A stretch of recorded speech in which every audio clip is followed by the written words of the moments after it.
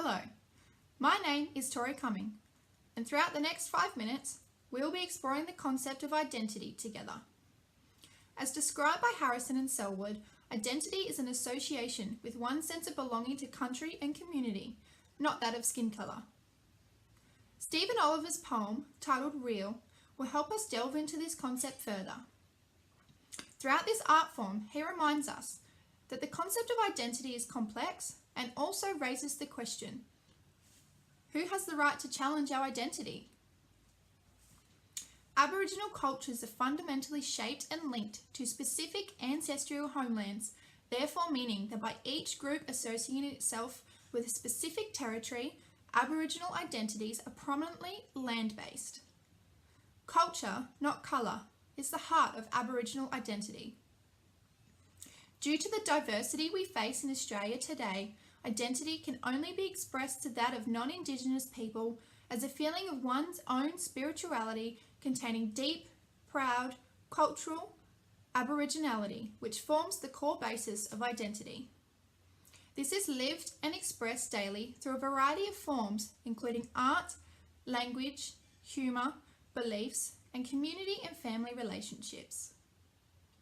Here is an extracted part of Stephen Oliver's poem entitled Real, where he explains his personal experience with someone questioning his Aboriginality.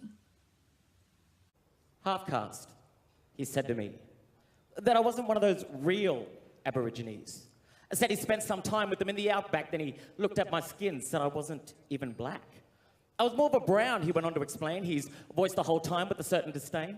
He stared a bit longer and said, I suppose when I look at your face, I see a bit of the nose.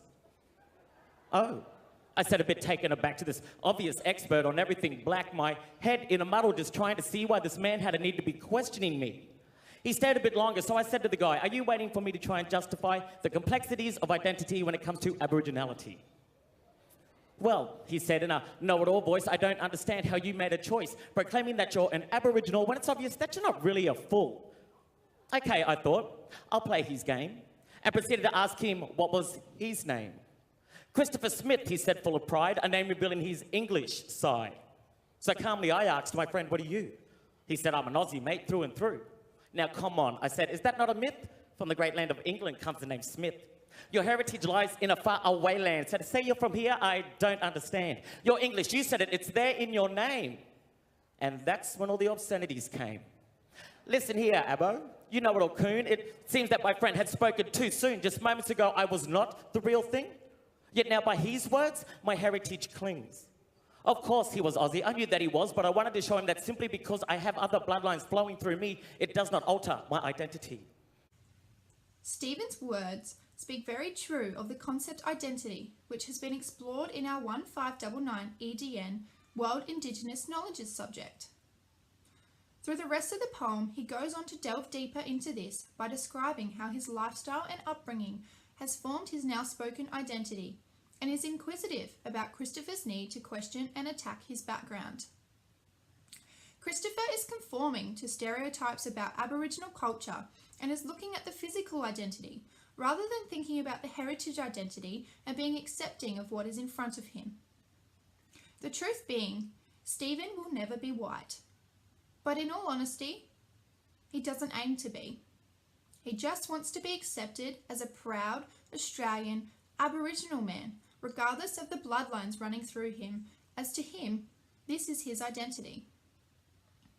What can teaching arts in my classroom discover about indigeneity, you say?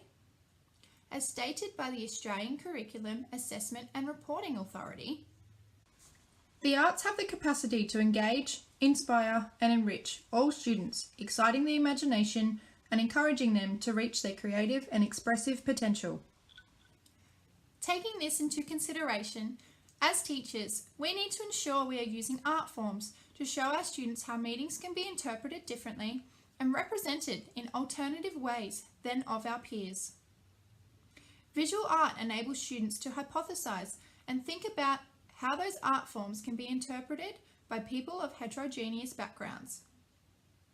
We also need to start to develop ways to incorporate sensitive subjects such as Aboriginal identity into the classroom.